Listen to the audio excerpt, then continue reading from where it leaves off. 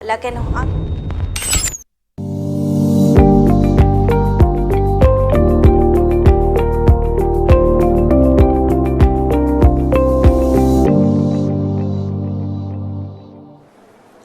Seguimos en Monitor Económico por la pantalla del canal 5 Días. Es un gusto para mí en esta mañana poder tener la visita de la ministra de la Secretaría Técnica de Planificación, la señora Viviana Casco, a quien conocemos muchísimo por su trabajo que estuvo realizando en los últimos años en el Ministerio de Hacienda como directora. Y bueno, hoy te tenemos como ministra aquí en el piso del canal. Un gusto que nos visites y muy buenos días, ministra. Buenos días, Samuel. Realmente es un gusto venir a estar en tu programa ya con otro cargo. Sí, Realmente es un lugar muy desafiante, así que con gusto estamos acá para responderle todas las consultas que ustedes tengan. Bueno, y mira, nosotros nos llamó mucho la atención, justo de hecho hoy en las páginas del diario, nos hacemos un poco eco de forma breve, resumida de lo que es esto que están trabajando en el plan de reforma del Estado, pero queríamos obviamente profundizar, ¿verdad?, con usted, ministra, que nos comentes algo que recuerdo comenzó a sonar el año pasado, se habló bastante de este tema, ¿verdad? Y entiendo que incluso llegaron a haber reuniones de representantes de los tres poderes del Estado, como para poder tener como líneas generales y ponernos de acuerdo y a partir de ahí comenzar a trabajar una agenda de qué es lo que necesitábamos hacer como reforma para mejorar la calidad de vida de las personas. Recién hablábamos de pobreza. O sea, todo esto está pensado en que el Estado funcione mejor, de mejores servicios, ¿verdad? Y de que tengamos un país más moderno, que nos permita avanzar. Pero en líneas generales, ¿cuáles son los temas que se están trabajando en este plan de reforma, ministra? Mira, Samuel, este trabajo realmente empieza a inicios del gobierno, donde se crean dos comisiones. La comisión tributaria, que es la que tuvo como resultado la reforma tributaria. Esta comisión revisó todo lo que era la ley en ese momento, la ley anterior que teníamos. También se conformó una comisión de revisión del gasto público. Eso lo lidera y lo lidera hasta ahora el Ministerio de Hacienda. Ese proceso duró meses realmente, donde se presentaban estudios, donde se presentaban análisis, y esa comisión básicamente lo que determinó es que había que avanzar prácticamente en 4 o 5 ejes. Uno, el tema de compras públicas, que debíamos de mejorar todo nuestro proceso de compras públicas. Otro, que era necesario hacer una revisión de todo lo que es la carrera del funcionario público. También acciones en cuanto a todo lo que es la seguridad social, la gobernanza y demás.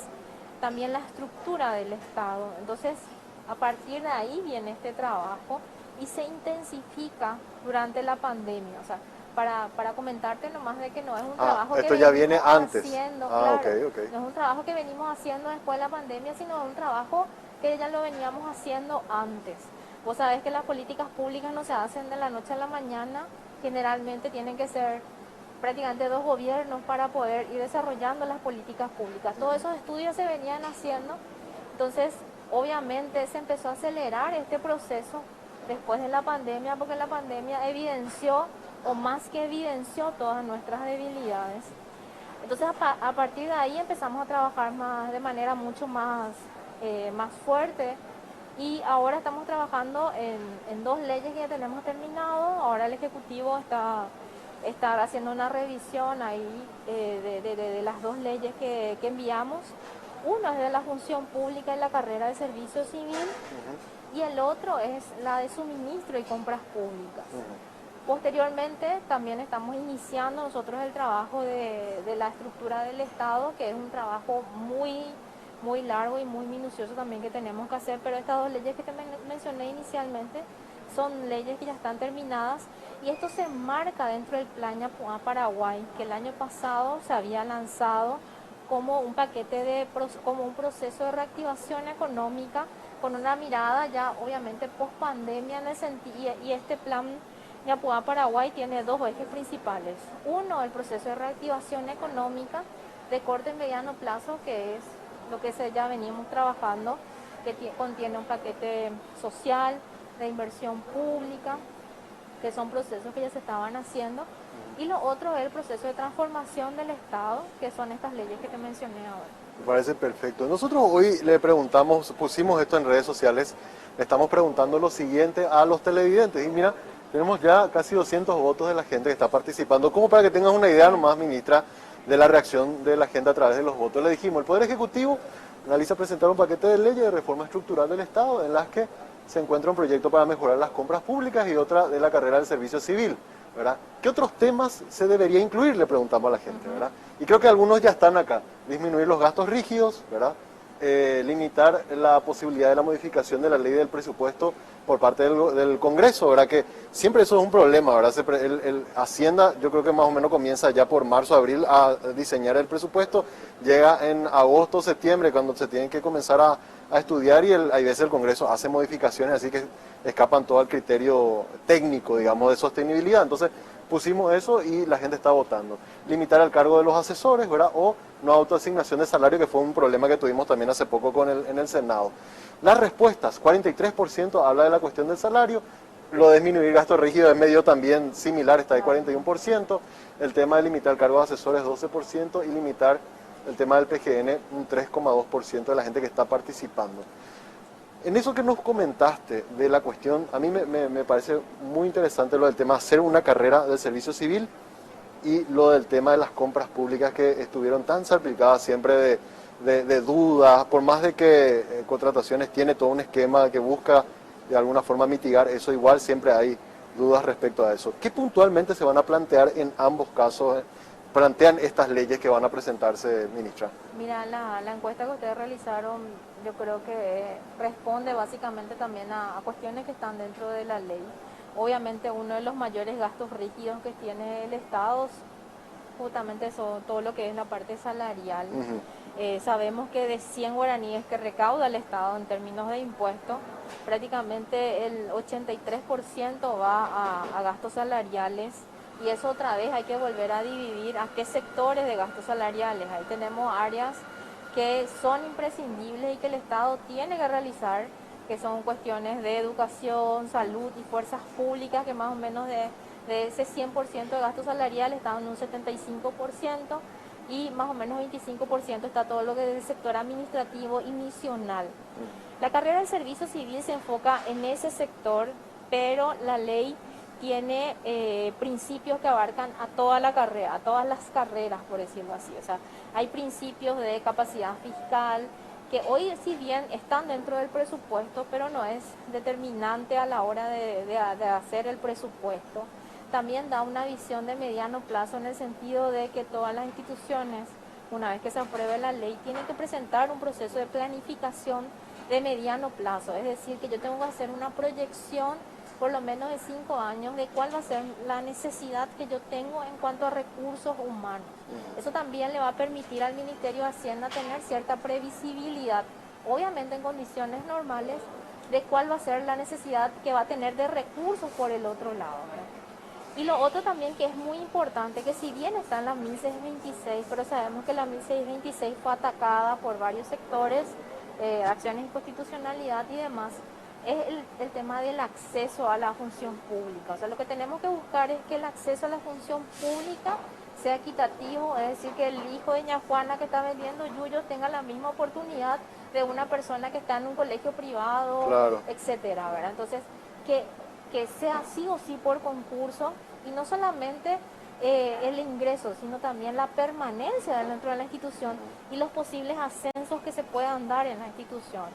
Y aquí, Samuel, con respecto a la ley de servicio civil, es muy importante decir de que lo que nosotros estamos proponiendo en esta ley no son cuestiones, obviamente, que nosotros, o sea, no vamos a inventar la rueda. Son experiencias que ya hay, y no solamente a nivel internacional. Tenemos acá en nuestro país buenas experiencias. O sea, si uno se pone a mirar dentro de la función pública cuáles son las dos instituciones más respetables en cuanto a su capacidad técnica, yo siempre menciono el Banco Central del Paraguay, claro, y el Ministerio de Hacienda, claro, y básicamente es replicar todas las acciones que se están haciendo en esas instituciones. Y ahí te consulto algo, porque la cuestión de los concursos es una cosa que ya creo que tiene varios años, sí, pero aún así, por ejemplo, y no, si estoy equivocado, corregime, ministra, se hablaba de que en el Congreso, por ejemplo, habían legisladores que tenían, no sé, 10 asesores o 15 asesores, ¿verdad? Y uno se preguntaba, ¿por qué? ¿Y por qué? Y nos decían algunos que de repente como que se maquilla con la cuestión del asesor porque es un cargo de confianza, y por ese lado esquivaban el concurso, ¿verdad? Yo no sé si esta ley plantea algunos cierres de esos huecos que ustedes notaron que se usaban como para esquivar un poco la cuestión del concurso y que sea más difícil de alguna forma encontrarle la vuelta para esquivar, y si se promocione o se busque impulsar, elevar la calidad también de la gente que ingresa, ¿verdad? Mira, Samuel, justamente un punto muy importante que vos mencionás, se delimita mucho el acceso en cargos de confianza. Principalmente nos vamos a los casos de asesores. Se le faculta a que tanto las máximas autoridades institucionales como aquellos que sean de elección popular, entiéndase diputados y senadores, solamente pueden tener 3 asesores y que van a correr la misma suerte de la máxima autoridad y de las autoridades electas. ¿Qué significa eso? De que sale la autoridad electa y ellos tienen que también salir de la función pública. Si quieren ingresar a la carrera, obviamente tienen que hacer todo el proceso de concurso. Entonces lo que buscamos en esta ley es que las reglas sean más claras. Eso básicamente. Ahí me parece genial porque ese pues es el tema. Una persona que entró como asesor de X persona, esa X persona ya no está y él cree que puede continuar, pero era asesor para ese legislador o para ese director o para ese ministro, lo cual me parece súper interesante. Entonces se limitaría a 3. Y las cuestiones también de los ingresos salariales de la asesoría, ¿se va a equilibrar todo? Sí. ¿O va a haber algún criterio también en ese sentido? La idea también es que como la rectoría pasaría a manos del Ministerio de Hacienda, es lo que nosotros estamos proponiendo para fusionar. Hoy tenés 2 instituciones responsables en cuanto a materia de recursos humanos. Por un lado tenés el Ministerio de Hacienda, que se encarga de todo lo que es la política salarial, y por el otro lado tenés a la función pública, que es toda la parte de recursos, de recursos humanos. Entonces nosotros proponemos fusionar eso en una institución que es el Ministerio de Hacienda, que la propuesta de que sea un viceministerio, para darle también mayor fuerza a la Secretaría, en este caso sería como una subsecretaría de función pública, y para funcionar las 2 cuestiones que son importantes. Al final del día siempre pasa por una disponibilidad o no de recursos para que las instituciones vayan creciendo o no. Es por eso que tiene que estar, por lo menos nuestra sugerencia es que, y mirando experiencias internacionales, tiene que estar en manos del órgano rector, el órgano rector de la capacidad fiscal que tenga el Estado, en este caso el administrador de recursos. Claro. Y el ingreso es muy importante, y también lo que nosotros proponemos es que haya una escala salarial para que para que las instituciones y las personas mismas tengan previsibilidad en cuanto a su crecimiento, obviamente económico y también profesional. Pasa eso, Samuel, de que en muchas instituciones uno ingresa, suponete que ingresas con un salario de 3,5 millones, hoy no sabes cuándo podés tener un mejor nivel salarial porque depende de la coyuntura política, claro, etcétera, etcétera. Entonces ahí lo que establecemos son reglas claras de que el funcionario, obviamente que haya ingresado por concurso, pueda ir creciendo económica y profesionalmente cada 3 años. Se le da esa facilidad. Obviamente tiene que hacer un proceso de promoción interna que le denominamos, tiene que cumplir ciertas características y se hace un concurso interno. Esas cuestiones, como te dije hace rato, se hacen hoy en el Ministerio de Hacienda y también se hacen hoy en el Banco Central. Totalmente. Son experiencias que hoy ya existen y que le permiten realmente al funcionario no necesariamente llegar a un cargo, ya sea de jefe, director o lo que sea, para tener un buen ingreso. Entonces esas son las cuestiones que buscamos con esta ley. Me parece genial y yo le doy como ejemplo, o sea, que vengo siguiendo hace más de 15 años el trabajo tanto de Banco Central como Ministerio de Hacienda. Es una cosa muy positiva. Yo le veía a muchos que comenzaban como directores o jefes de área, el caso de Humberto Colmán, el caso de Carmen, el caso de la señora Viviana, la ministra, y fueron escalando, pasaron a direcciones. Ahora, en el caso de Humberto, por ejemplo, él está ahora como director del Banco Central, usted pasó como ministra de la Secretaría Técnica. O sea, uno ve la evolución positiva de gente que estuvo trabajando, que demostró un buen desempeño y cómo el Estado le va premiando con cargos de mayor relevancia, ¿verdad? Y eso debería ser algo normal en todo, ¿verdad? Y una cosa que hace rato dijiste, ministro, me pareció súper interesante. Está dentro de un pensamiento colectivo. Ingresé al sector público, salió el decreto que yo ya estoy nombrado y yo ya soy un intocable, ¿verdad? Y no siento esa presión de tener que ir mejorando mi calidad de trabajo, ¿verdad? Eso también está contemplado en este proyecto de forma que haya estímulos para que uno pueda crecer, así como el caso de ustedes, pero también el hecho de saber que si yo no hago buen trabajo como en el sector privado, yo no puedo continuar en una institución. Mira, una de las innovaciones que se incluye es extender el plazo de estabilidad. Hoy sabemos que es de 2 años, Sí. ahí incluimos 4 años. ¿Y por qué 4 años? Para limitarle también a los cambios de los tiempos electorales, Ujú. que eso también es diferente en la función Claro. pública y en el sector privado. Claro, claro. Entonces, por eso establecimos, o sea, se duplica el tiempo en el que uno tiene que ganar estabilidad y otra vez se establecen bien claras las reglas para que uno pueda ganar estabilidad.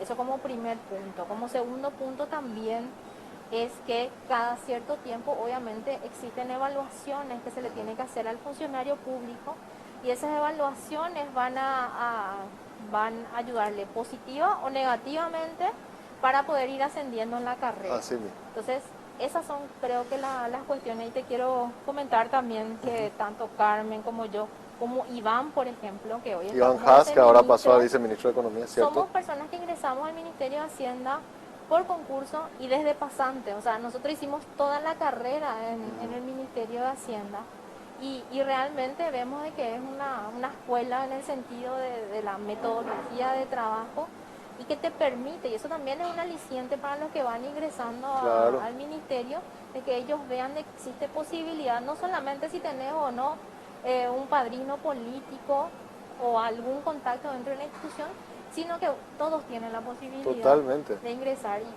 por lo menos Y eso es para motivador mí, para los eso es lo demás positivo. también, ministra. Eso es motivador para los demás porque quiere decir que yo no necesito, o sea, si yo hago buen trabajo, independientemente que tenga o no un pariente que sea político o algo así, yo puedo crecer, ¿verdad?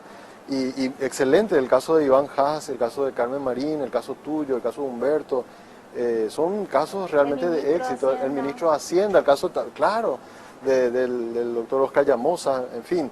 El Estado paraguayo tiene hoy ejemplos Sí. para mostrar. Y lo mismo en el Ministerio, en el Banco Central, ¿verdad? Y que son muy positivos. Ojalá realmente esto pueda aprender y pueda tener acompañamiento político también. Pero como estamos un poco limitados de tiempo, quería también darle un poco que nos comentes la cuestión de las compras públicas. Sí. Ahí ¿cuál es el foco principal que se va a trabajar, ministra? Mira, ahí se cambia el concepto de la forma en la que nosotros hoy estamos comprando. Hoy el Estado está comprando aquellos bienes y servicios en el cual el factor determinante es el precio. Sí. Se cambia ese concepto que es un poco más de visión de negocios, en el sentido de lo que estamos mirando es el valor por dinero, y no valor en monto, sino que cumpla ciertos requisitos en cuanto a la eficacia y eficiencia del bien. Yo suelo dar el siguiente ejemplo. Por ejemplo, hoy a los niños les llega el kit escolar, les llega tarde el kit Sí, escolar, sí. lo que reciben realmente no responde a la necesidad del niño, le hace la punta al lápiz y se rompe. Entonces, al final, la política pública no cumple su objetivo de llegar a tiempo y llegar con la calidad que se requiere.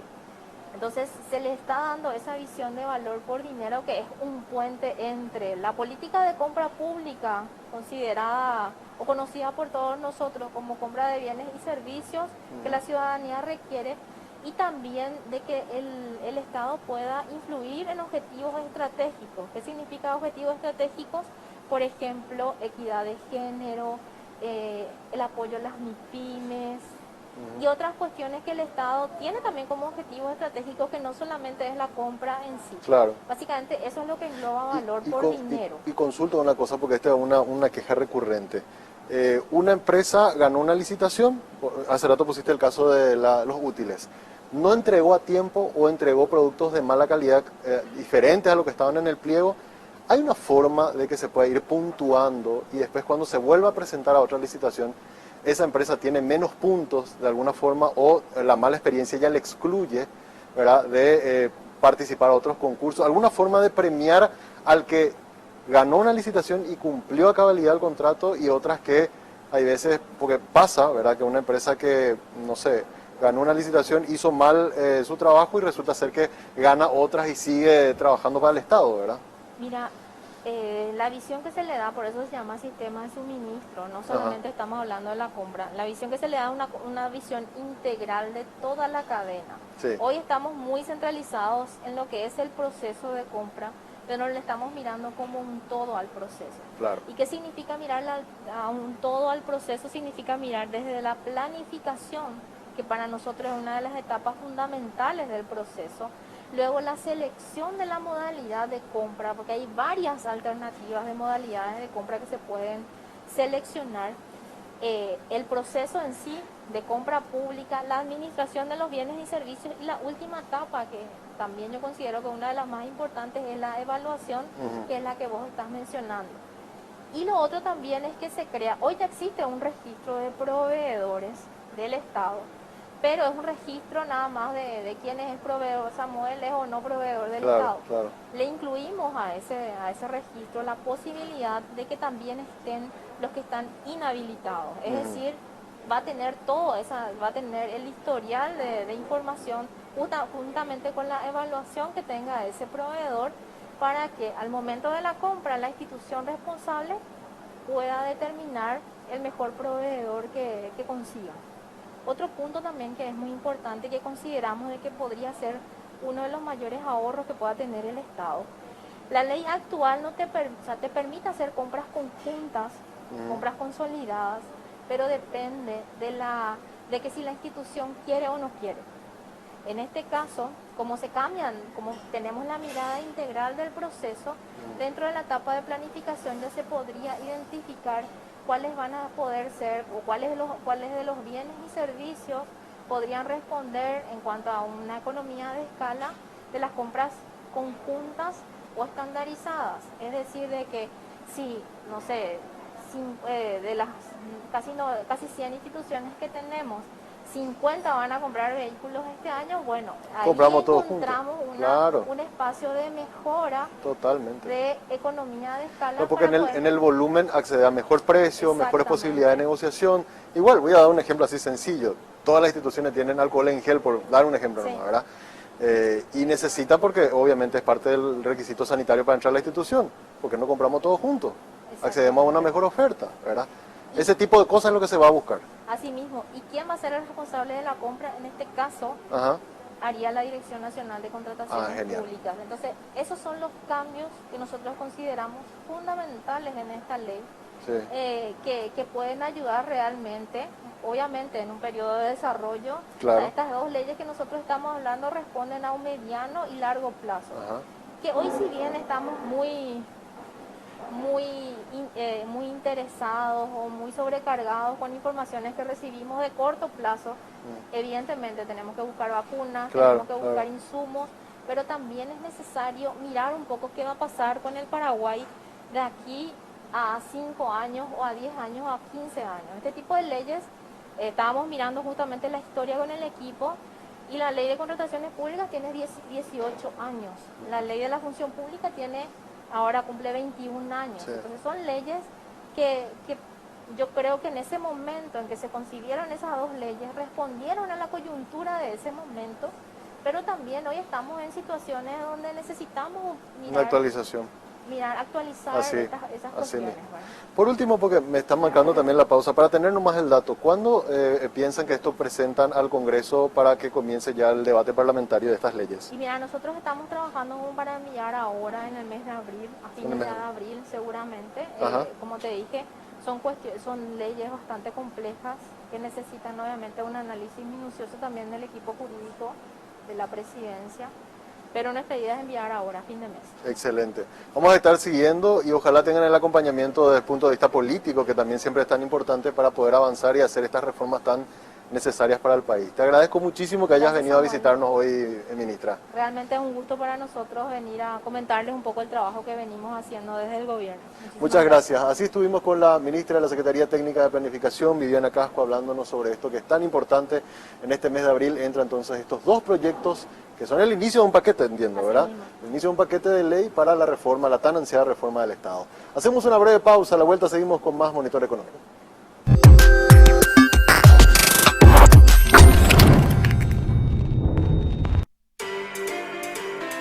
En 2011, el centro de Asunción era el centro y Santa Teresa solo era una santa.